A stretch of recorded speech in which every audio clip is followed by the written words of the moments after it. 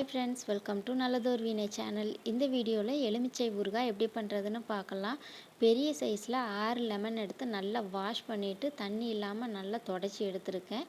இப்போ இதை குட்டி குட்டியாக கட் பண்ணி எடுத்துக்கலாம். நான் கட் பண்ணும்போது உள்ளே இருக்கிற விதையெல்லாம் முடிஞ்ச அளவுக்கு ரிமூவ் பண்ணிக்கோங்க. அப்போ தான் ஊறுகாய் கசப்பு இல்லாமல் இருக்கும். எல்லா காயவும் கட் பண்ணிவிட்டு இதில் ஒரு 3 ஸ்பூன் அளவுக்கு கல்லுப்பு சேர்த்து நல்லா குலுக்கி விட்டுக்கலாம். பழத்தில் உப்பு போட்டு ஊற வைக்கும்போது அலுமினிய பாத்திரத்துலேயோ அல்லது எவர் சில்வர் பாத்திரத்துலேயோ ஊற வைக்காதீங்க, பாத்திரம் வீணாயிரும். உப்பும் பழமும் ஒன்று சேர்ந்து வர்ற மாதிரி நல்லா கலந்து விட்டுட்டு இந்த மாதிரி குலுக்கி விட்டுக்கோங்க. இந்த எலுமிச்சம்பழம் உப்புலேயே குறைஞ்சது ஒரு 2 நாளாவது ஊறி வரணும். ஒரு நாளைக்கு 2லேருந்து 3 தடவை இந்த மாதிரி நல்லா குலுக்கி விட்டுக்கோங்க. அப்போ தான் எல்லா காயிலையும் நல்லா உப்பு சேரும்.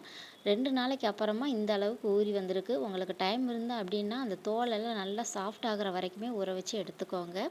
இப்போ ஊறுகாய் செய்ய ஒரு கடாயில் 3/4 ஸ்பூன் அளவு வெந்தயமும் கடுகும் எடுத்து அடுப்பு லோ ஃப்ளேம்லேயே வச்சு நல்லா வெடித்து வர்ற மாதிரி வறுத்து எடுத்துக்கலாம்.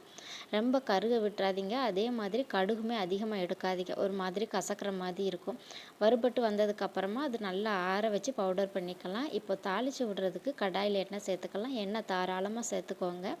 ஊறுகாய் நம்ம நிறைய நாள் வச்சு சாப்பிட்றோம் அப்படின்றதுனால எண்ணெய் கொஞ்சம் அதிகமாகவே சேர்த்துக்கலாம். எண்ணெய் காஞ்சதுக்கப்புறமா கடுகு கருவேப்பிலை சேர்த்து நல்லா பொரிஞ்சதுக்கப்புறமா நம்ம ஊற வச்சுருக்கிற எலுமிச்சம்பழத்தை கடாயில் சேர்த்து நல்லா கலந்து விட்டுறலாம். அடுப்பை மீடியம் ஃப்ளேம்லேயே வச்சு அடிக்கடி கலந்து கொடுத்து தோலெல்லாம் கொஞ்சம் சாஃப்ட் ஆகிற வரைக்கும் வேக வச்சு எடுத்துக்கோங்க. அடுத்ததாக உங்களோட காரத்துக்கு ஏற்ப மிளகாய்த்தூள் சேர்த்துக்கோங்க. நான் 2 ஸ்பூன் அளவுக்கு மிளகாய்த்தூளும் 1/2 ஸ்பூன் அளவுக்கு பெருங்காயத்தூள் சேர்த்துட்டு நம்ம அரைச்சி வச்சுருக்கிற கடுகு வெந்தயம் அந்த பவுடரையும் சேர்த்து நல்லா கலந்து விட்டுறலாம்.